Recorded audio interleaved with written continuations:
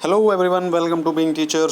एक बार फिर से मैं पर्यावरण शिक्षा मतलब एनवायरमेंटल स्टडीज़ के कुछ महत्वपूर्ण प्रश्न हैं और 2017 का जो प्रीवियस ईयर पेपर है वो भी से रिलेटेड जो क्वेश्चंस हैं उन सभी प्रश्नों को हम आज डिस्कस करने वाले हैं। ठीक है, क्वेश्चन बहुत इंटरेस्टिंग है। ओके, आप सभी लोगों की मैं क्वेश्चन पूछूंगा और 3 सेकंड का टाइम दूंगा आपको। 3 सेकंड में देखो, क्वेश्चन तो आपको मेरे साथ में पढ़ना है ना। आपको 3 सेकंड में, क्योंकि आंसर यहाँ पे एक तरीके से कह सकते हैं बहुत आसान है, आप 3 सेकंड से कम में भी आंसर दे सकते हैं। ठीक है, 3 से 5 सेकंड का आपको टाइम मिलेगा और 5 सेकंड में आपको अपने मन में क्वेश्चन जो हो वो सोचना रहेगा। ठीक है, यहाँ पे मेन चीज़ है आपका रिवीजन और साथ साथ में आपका जो आगे के इंपॉर्टेंट क्वेश्चन हैं उनका डिस्कस करना। ठीक है, और इंग्लिश की क्लास चल रही है। इंग्लिश की क्लास आप लोग सुबह सुबह लिया कीजिए। ठीक है, सुबह जो क्लास है वो आप इंग्लिश की है। नोट्स चाहें तो नोट्स बना सकते हैं, क्योंकि अगर आप नोट्स बनाएंगे, मैं आपसे बार बार कह रहा हूँ, शॉर्ट नोट्स बनाते चलिए, शॉर्ट नोट्स बनाते चलिए, शॉर्ट नोट्स बनाते चलिए। ओके, इसलिए कह रहा हूँ बार बार, क्योंकि शॉर्ट नोट्स ही लास्ट में आपके काम आएंगे। आप वीडियो मेरा नहीं देखने आने वाले। ओके, मेरा वीडियो नहीं देखने आने वाले, आप शॉर्ट नोट्स उठाएंगे, उन्हीं को पढ़ेंगे। तो जो मैं कह रहा हूँ उसको मानिए। ठीक है, मानिए, मानना पड़ेगा आपको, नहीं तो फिर प्रॉब्लम हो जाएगी आपको। ठीक है, गलतियाँ नहीं कर सकते, आपके पास टाइम नहीं है गलती करने का। तो शॉर्ट नोट्स बनाते चलिए, कॉपी बुक पेन लेकर रखिए। कोई क्वेश्चन, कोई रूल, कोई एग्जाम्पल, कोई भी आपको अगर अच्छा लगता है और आपको लगता है कि आपको उसको नोट करना चाहिए, तो आप उसको तुरंत नोट कर लें। ठीक है, डोंट बी स्लो। ठीक है, बी फास्ट। मतलब दिमाग को चलाना है, सोचने वाला आज टाइम नहीं है, आज करने वाला टाइम है।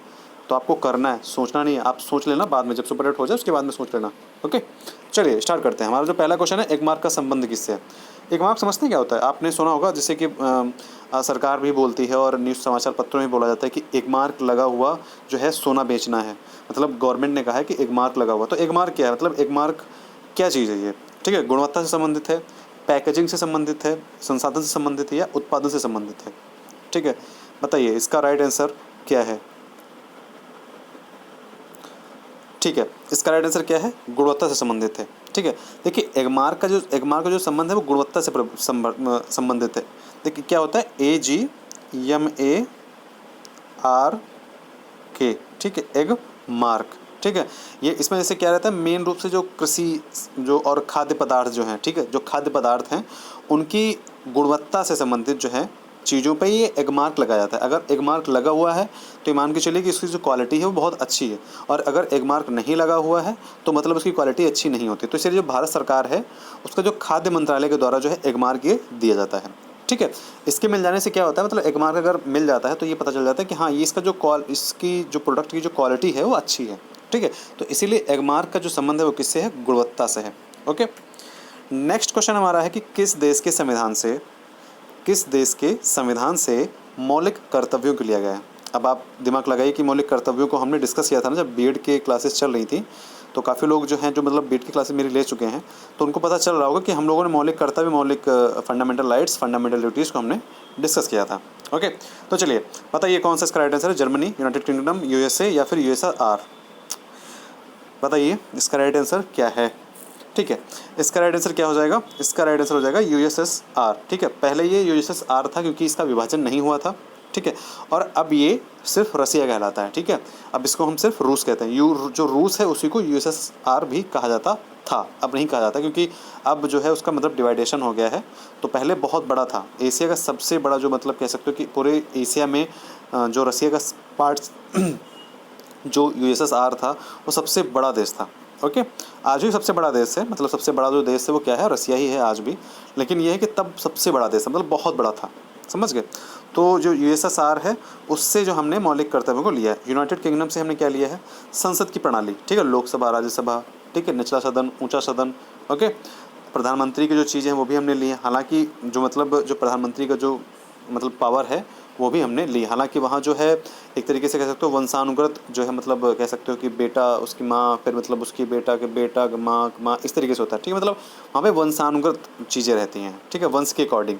ओके, और यूएसए से हमने क्या लिया था? यूएसए से हमने लिया है फंडामेंटल राइट्स, मूल अधिकार। ओके, तो यूनाइटेड किंगडम, यूएसएसआर और यूएसए से हमने जो चीज़ें ली हैं वो हमने आपको बता दी हैं। नोट डाउन कर लीजिए, इसको इंपॉर्टेंट है ये।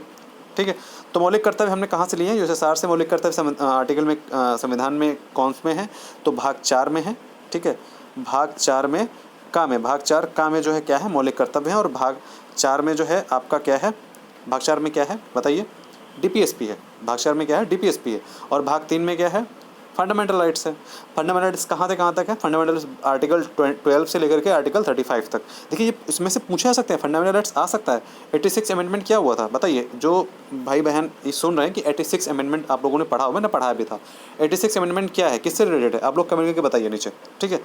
और यहाँ पे जो फंडामेंटल राइट्स है भाग 4 में था, सॉरी भाग 3 में था, फंडामेंटल ड्यूटीज़ भाग 4 का में, और DPSP directive state principle of state policy, DPSP जिसको राष्ट्रीय नीति तत्व बोलते हैं,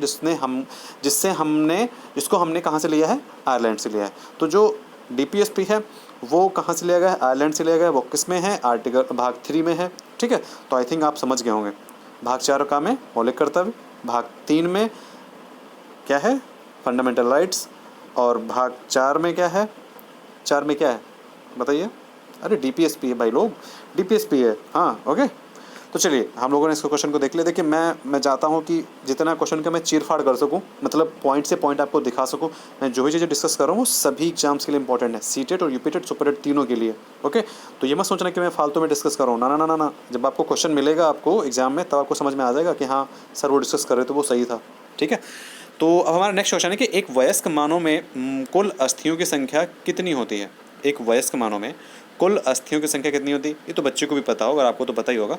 206 होती है, ठीक है। कुल अस्थियों की संख्या कितनी होती है? 206, ठीक है। 206 होती है ना, कि मैं गलत बता रहा हूँ? अच्छा ठीक है, ओके, 206 होती हैं। फिर आर्सेनिक द्वारा जल प्रदूषण सर्वाधिक है। देखिए आर्सेनिक क्या है, ठीक है। आर्सेनिक एक तरीके का मतलब कह सकते हो कि केमिकल टाइप में है, ठीक है। ये जो गंगा ब्रह्मपुत्र जो है, जैसे गंगा कहाँ से आती है? गंगा उत्तराखंड के हिमाद्री से आती है, और ब्रह्मपुत्र जो है तिब्बत से आती है। तो ये ब्रह्मपुत्र आती है यहाँ से आसाम अरुणाचल होते हुए, यहाँ से ब्रह्मपुत्र आती है, और ये बांग्लादेश होते हुए ये भारत में इंटर करती, बांग्लादेश में भी जाती है, ये मतलब बांग्लादेश में भी जाती है, और इधर से ये गंगा जी आती हैं। तो यहाँ क्या है, जो गंगा ब्रह्मपुत्र का मैदान है, और जो बांग्लादेश में जो मतलब गंगा पद्मा बन जाती है, मेघना बन जाती है, तो जो बांग्लादेश में पद्मा मेघना का जो मैदान है, ठीक है, वहाँ पे क्या है, यहाँ पे आर्सेनिक की मात्रा बहुत ज़्यादा है, ठीक है। आर्सेनिक की मात्रा क्या है? बहुत ज़्यादा है। तो यहाँ पे क्वेश्चन हमारा है कि आर्सेनिक द्वारा जल प्रदूषण सर्वाधिक है, तो किस में है? उत्तर प्रदेश, मध्य प्रदेश, बिहार और पश्चिम बंगाल में। देखिए यहाँ पे सबसे अगर बात करें प्रभावित होने की, तो सबसे ज़्यादा जो मतलब जो आर्सेनिक द्वारा जो प्रभावित है वो पश्चिम बंगाल है। क्यों? क्योंकि देखिए उधर से इधर से गंगा जी आ रही हैं, उधर से ये क्या आ रहा है, बंगाल से वो पद्मा और जो मेघना करके जो नदियाँ हैं वो आ रही हैं। तो यहाँ पे ये मतलब बेया बंगाल में गिरती हैं। तो यहाँ पे जो गंगा है और यहाँ से इधर से आती है ये रावी और कोसी सब इसमें मिल जाती हैं, ठीक है। तो यहाँ पे क्या होता है, ये गंगा मतलब यहाँ पे बे ऑफ बंगाल में गिरती है। तो यहाँ पे सबसे ज़्यादा जो आर्सेनिक जो आर्सेनिक प्रदूषण है वो सबसे ज़्यादा कहाँ पे है? बंगाल में, ओके। फिर आता है ध्रुव तारा। तो ध्रुव तारा कहा जाता है, ध्रुव तारा किसको कहते हैं, मतलब कहाँ पे होता है जिसको हम ध्रुव तारा कहते हैं? तो उत्तरी तारे को, दक्षिणी तारे को, पूर्वी तारे को, या फिर नागासाकी तारे को, ओके। चलिए बताइए राइट आंसर क्या है?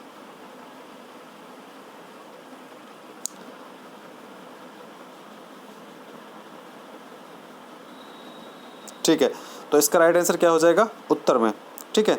जो ये ध्रुव तारा है ये कहाँ पे आता है? उत्तर में। उत्तर तारे को हम क्या कहते हैं? ध्रुव तारा, ओके।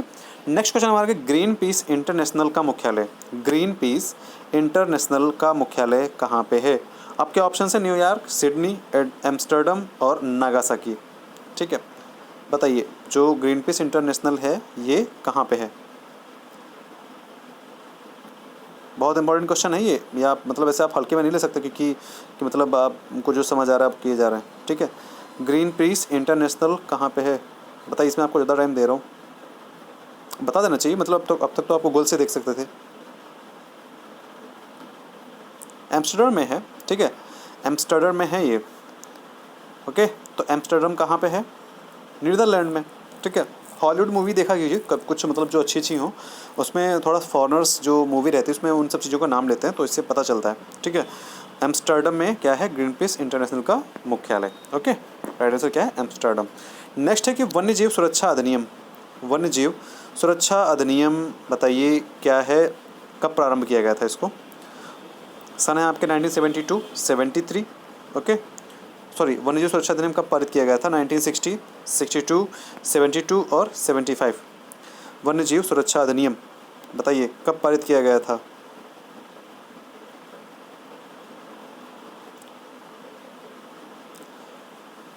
1972 में पारित किया गया था। इतना सोचना क्या है, बता दीजिए।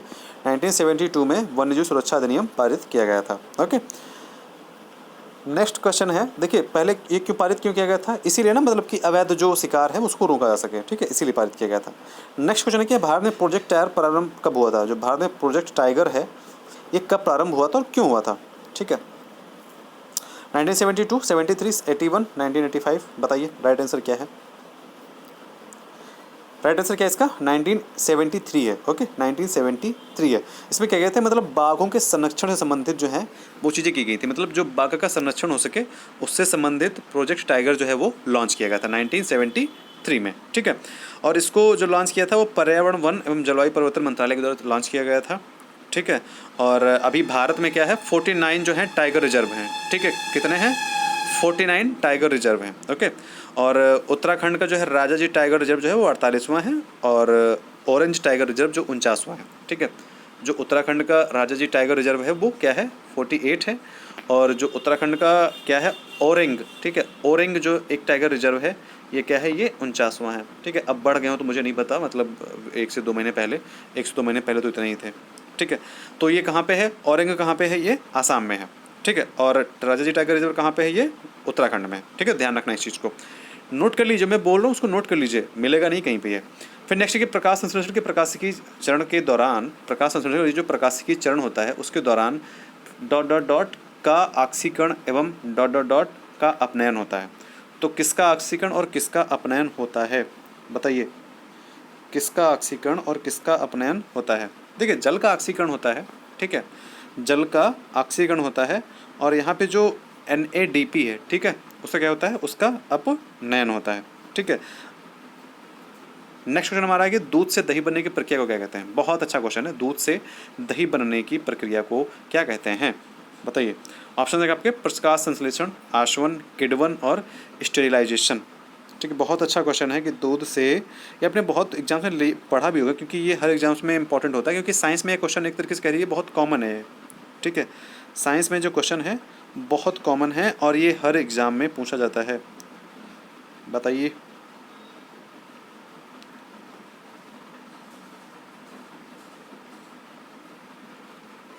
बताइए, आप लोग बता नहीं रहे, मतलब ध्यान नहीं दे रहे। किण्वन कहते हैं, नॉर्मल सी बात है, हम लोगों के 6, 7 और 8th, 9th, 10th में भी पढ़ा जाता है कि दूध से दही बनने की प्रक्रिया क्या है, किण्वन है, ठीक है। दूध से दही बनने की प्रक्रिया को क्या कहते हैं, किण्वन कहते हैं, समझ गए। अब नेक्स्ट क्वेश्चन हमारा देख लेते हैं।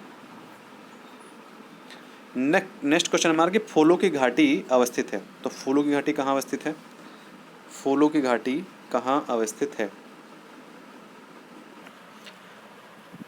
बताइए राइट आंसर क्या है। जम्मू कश्मीर, हिमाचल, सिक्किम और उत्तराखंड। फूलों की घाटी कहाँ पाई जाती है, फूलों की घाटी किसको कहते हैं, किस जगह को फूलों की घाटी कहते हैं और ये कहाँ पाई जाती हैं। 131 राइट आंसर क्या है, उत्तराखंड, ठीक है। उत्तराखंड को हम क्या कहते हैं, फूलों की घाटी, ठीक है। उत्तराखंड में फूलों की घाटी स्थित है। नेक्स्ट है कि LPG के संदर्भ में क्या सत्य नहीं है, ठीक है। LPG के संदर्भ में क्या सत्य नहीं है, क्वेश्चन समझिएगा। LPG के संबंध में क्या सत्य नहीं है। ऑप्शन है, यह एक स्वच्छ ईंधन है, यह ऊष्मीय मान का है, यह नीली ज्वाला से जलने वाला है, यह मीथेन उत्सर्जन करने वाला है। ओके, तो LPG समझ रहे ना, जो घर में गैस जलती है, ठीक है, उसी को हम LPG कहते हैं।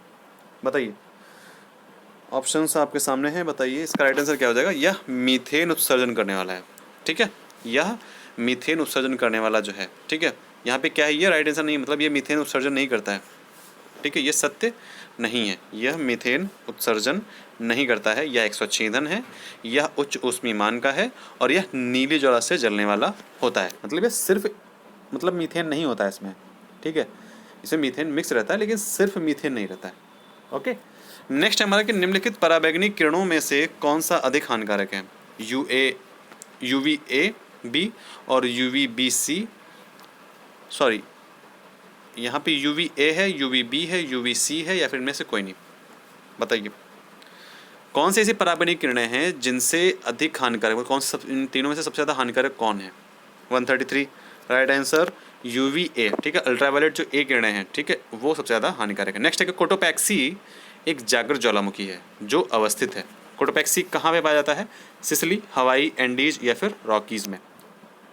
क्वेश्चन बहुत अच्छे हैं, मतलब अगर थोड़ा सा भी आपने रिवीजन किया है या अगर आपने मतलब एवीएस की जो प्रीवियस पेपर ही सॉल्व कर लिए हैं तो काफ़ी अच्छा कर सकते हैं, क्योंकि क्वेश्चन जो हैं वो रिलेट होते रहते हैं। क्वेश्चंस वहीं से आएंगे, ज्वालामुखी से आएंगे, माउंटेन से आएंगे, तो क्वेश्चन तो वही रहते हैं, बस थोड़ा सा प्रारूप चेंज हो जाता है, क्वेश्चन का टाइप चेंज हो जाता है, बाकी क्वेश्चन अधिकतर सेम रहते हैं। तो बताइए कोटोपैक्सी जागृत ज्वालामुखी कहाँ पे है वो? ठीक है, कहाँ पे है? एंडीज़ में। ठीक है, एंडीज़ जो पर्वत श्रेणी है उसमें कोटोपैक्सी ज्वालामुखी है। ठीक है, कहाँ पाई जाती है बताइए? एंडीज़ श्रेणी कहाँ पे पाई जाती है? कहाँ? साउथ अमेरिका में? अच्छा, श्योर है? चलिए आप कहते हैं तो मान लेते हैं। एंडीज जो है कहाँ पाई जाती है? साउथ अमेरिका में। ठीक है, फिर नेक्स्ट है कि the origin of species, the origin of species प्रजातियों की उत्पत्ति एक रचना है। द ओरिजिन ऑफ स्पेसीज प्रजातियों की उत्पत्ति एक रचना है। किसकी रचना है? अरस्तु की, चार्ल्स डार्विन की, मेंडेल की या फिर रॉबर्ट हुक की? द ओरिजिन ऑफ स्पेसीज प्रजातियों की उत्पत्ति। 135 राइट आंसर बताइए क्या इसका? चार्ल्स डार्विन की, द ओरिजिन ऑफ स्पीसीज। ठीक है, चार्ल्स डार्विन, स्पीसीज से याद रखिएगा।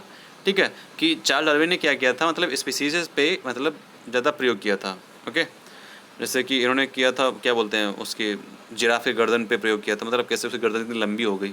ठीक है, उस पर प्रयोग किया था, तो मतलब याद रख सकते हैं कि इन्होंने स्पीसीज पे ज़्यादा प्रयोग किया था। तो कौन है? चार्ल्स डार्विन ने क्या किया था? द ओरिजिन ऑफ स्पीसीज नामक पुस्तक जो है वो लिखी थी। नेक्स्ट क्वेश्चन हमारा, निम्नलिखित में से कौन जैवमंडल का अजैविक घटक नहीं है? कौन जैवमंडल का अजैविक घटक नहीं है? जैवमंडल किसे कहते हैं बताइए? जैवमंडल किसे कहते हैं? अरे वही जहाँ पे सारे कीट पतंगे, सारे जो जितने जीव जंतु सब चीज़ें रहते हैं ना, उसे जैवमंडल कहते हैं। ठीक है, तो बताइए जैवमंडल का अजैविक घटक कौन नहीं है? ठीक है, जैविक घटक कौन नहीं है? कवक नहीं है। ठीक है, जैवमंडल जैसे कि मृदा हो गया, प्रोटीन हो गया, फास्फोरस हो गया, जो चीज़ें चलती है ना, ये सब सारी चीज़ें जो केमिकल, ये सब प्रोटीन, विटामिन, ये जैवमंडल में पाया जाता है। ठीक है, ये जो है मतलब इसका क्या है? जैविक घटक है। ठीक है, देखो जैवमंडल जैविक घटक कौन है, यहाँ पे लिखा है अजैविक घटक नहीं है।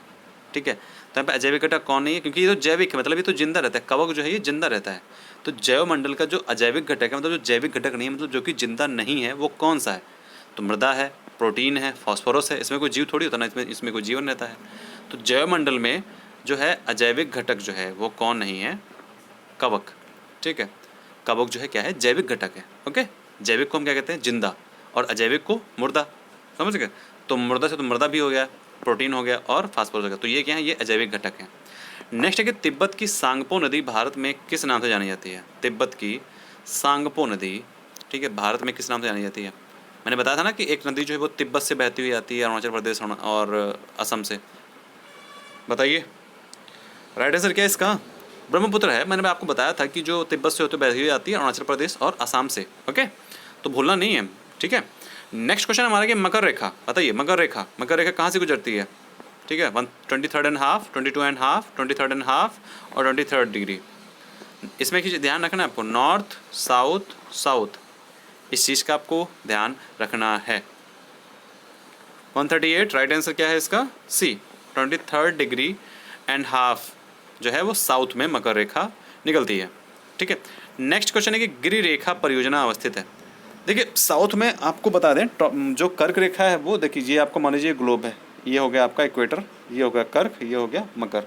ओके, तो 23.5 पे ही ऊपर भी निकलती है, ये क्या निकलती है? कर्क रेखा। और 23.5 पे, मतलब 23.5 डिग्री पे, 23.5 डिग्री पे जो है ये साउथ में निकलती है। ठीक है, नेक्स्ट है कि गिर सेर परियोजना अवस्थित है। तो गिर सेर परियोजना कहाँ अवस्थित है? गुजरात, महाराष्ट्र, उत्तर प्रदेश, मध्य प्रदेश। बताइए जल्दी दिमाग चलाइए कि गिर सेर परियोजना कहाँ पे स्थित है? गिर सेर परियोजना, गिर सेर परियोजना, बताइए। बहुत अच्छी ट्रिक है, जिन लोगों ने ट्रिक से याद किया था उनको याद हो जाएगा। देखिए गा से गिर गया ना, तो कहाँ गिर गया? गुजरात में गिर गया। शेर कहाँ गिर गया? गुजरात में। अगर गिर शेर परियोजना आए तो कहाँ, कौन, मतलब कहाँ पे है वो? गुजरात में। समझ गए?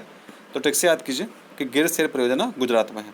नेक्स्ट कि घास भूमि क्षेत्र के पारितंत्र की खाद्य श्रृंखला में सबसे उच्च स्तर के उपभोक्ता होते हैं। क्वेश्चन फिर से क्या पढ़ते हैं? घास भूमि क्षेत्र के पारितंत्र की खाद्य श्रृंखला में सबसे उच्च स्तर के उपभोक्ता होते हैं। ऑप्शन हैं आपके शाकाहारी, मांसाहारी, जीवाणु मांसाहारी या शाकाहारी। बताइए इसका राइट आंसर क्या है? शाकाहारी, मांसाहारी, जीवाणु या मांसाहारी या शाकाहारी? ठीक है, बताइए सबसे जो उच्च स्तर के होते हैं, बताइए कौन होगा? सिंपल सी बात है, मांसाहारी होंगे। ठीक है, सबसे उच्च स्तर की क्या है? मांसाहारी। ठीक है, इसकी जो श्रृंखला है मैं अलग से जो इसके एनवायरमेंट का जो पोर्शन मैं अलग से डिस्कस करूँ तो आपको अच्छे से समझाऊंगा। ठीक है, नेक्स्ट क्वेश्चन है हमारा कि अंतर्राष्ट्रीय न्यायालय का मुख्यालय अवस्थित है, बताइए कहाँ पे अवस्थित है? ऑप्शन है जिनेवा में, हेग में, न्यूयॉर्क में और पेरिस में। ठीक है, बताइए न्यायालय जो अंतर्राष्ट्रीय न्यायालय है जहाँ पे सभी देशों का जो कहीं प्रॉब्लम कुछ हो जाता है, कोई लैंड का प्रॉब्लम लेकर के हो या सी प्रॉब्लम हो, जैसे कि अभी जिसे जो साउथ चाइना सी है, मतलब जो दक्षिण चीन सागर है, उसमें क्या गया है, चाइना ने कुछ एक तरीके से कह सकते हो वहाँ पे अपना कृत्रिम अड्डा बना लिया है। ठीक है, जो कृत्रिम आइलैंड जिसको बोलते हैं वो बना लिया है। तो मतलब उसको लेकर के काफ़ी जो देश वहाँ पे मतलब डायरेक्ट अंतर्राष्ट्रीय न्यायालय गए थे। ठीक है, उन्होंने वहाँ पे विरोध किया था किसका? चाइना का। तो बताइए अंतर्राष्ट्रीय न्यायालय का मुख्यालय कहाँ पे है? हेग में है। ठीक है, अंतर्राष्ट्रीय न्यायालय का मुख्यालय कहाँ पे है? हेग में है। ठीक है, और हेग कहाँ पे है? नीदरलैंड में। इसकी स्थापना कब हुई थी? इसकी स्थापना हुई थी 3 AP 1946 में। 1946 में 3 अप्रैल को इसकी स्थापना की गई थी। ठीक है, और इसमें क्या है? 5 अध्याय हैं और 70 अनुच्छेद हैं, मतलब अनुच्छेद याद रखना, अंतर्राष्ट्रीय न्यायालय में सिर्फ 70 अनुच्छेद रखे गए हैं। ठीक है, इन्हीं से काम चलता है वहाँ पे। ओके, नेक्स्ट क्वेश्चन है हमारा, WWF से क्या आशय है? ठीक है, हमारा क्वेश्चन क्या है? WWF से क्या आशय है? बहुत अच्छा आंसर क्वेश्चन है ये, क्योंकि पूरा पूरा ये मतलब एनवायरनमेंट से रिलेटेड है। बताइए WWF से क्या आशय है? ठीक है, WWF से क्या आशय है? तो वर्ड है, यहाँ पे वर्ल्ड लिखा है, वर्ड हो जाएगा, वर्ल्ड वाइल्ड लाइफ फंड। ठीक है, वर्ल्ड वाइल्ड लाइफ फंड। ठीक है, 1962 में जो है इसकी मतलब स्थापना हुई थी। IUCN की जो रेड लिस्ट है, ठीक है, जिसमें वन्य जीव, ये एक तरीके से वन्य जीव क्या है? कोष है। वर्ल्ड वाइल्ड लाइफ फंड मतलब वन्य जीव कोष। ठीक है, 1962 में IUCN के सहायक संगठन जो है विश्व वन्य जीव कोष की स्थापना की गई थी, और इस संगठन का जो मुख्यालय है वो कहाँ पे है? ग्लैंड। ठीक है, कहाँ पे है? ग्लैंड, मतलब ये कहाँ पे है? ये स्विट्जरलैंड में। ठीक है, तो याद रखना इसमें क्या रहता है, मतलब जो अंतर्राष्ट्रीय स्तर पर जो है वन्य जीवों की जो क्या है देखभाल की जाती है। ठीक है, तो उसी देखभाल में जो फंड रहता है उसको यूज किया जाता है। नेक्स्ट क्वेश्चन हमारा कि वायुमंडल का प्रमुख स्तर है जो पृथ्वी तल से नज़दीक है। ठीक है, वायुमंडल का जो प्रमुख स्तर है जो पृथ्वी तल से नज़दीक है, तो कौन सा स्थल जो पृथ्वी तल से सबसे मतलब पास में है? समताप मंडल, मध्य मंडल, क्षोभ मंडल, आयन मंडल। ठीक है, बताइए जिन लोगों ने ज्योग्राफी अच्छे से पढ़ी होगी ना, थोड़ा बहुत ही पढ़ी हो तो उनको अच्छे समझ में आ गया होगा। बताइए तो क्या इसका राइट आंसर हो जाएगा? क्षोभ मंडल। सबसे पहले जब स्टार्ट करते हैं हम नीचे से, क्षोभ मंडल होता है। ठीक है, तो इसका राइट आंसर क्या हो जाएगा? क्षोभ मंडल। क्षोभ मंडल जो है वायुमंडल का प्रमुख स्तर है जो पृथ्वी तल के सबसे नज़दीक है। नेक्स्ट क्वेश्चन है हमारा कि संविधान सभा